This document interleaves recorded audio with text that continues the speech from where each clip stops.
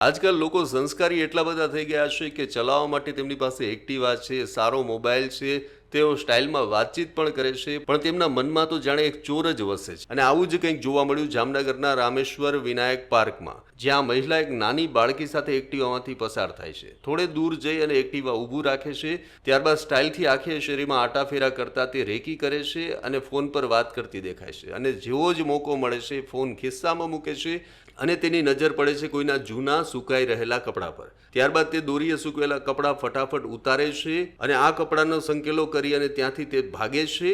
સામેથી પડોશમાંથી બીજી મહિલાઓ બહાર નીકળે છે, ત્યારે આ મહિલા બૂમાબૂમ કરતા એક્ટિવા પર આ ચોરી કરનારી મહિલા ફરાર થઈ જાય છે.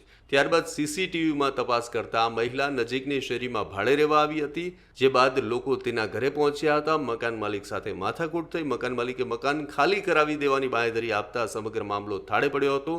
પણ ચોક્કસપણે આ સમગ્ર મામલો પોલીસ સુધી તો પહોંચ્યો જ છે.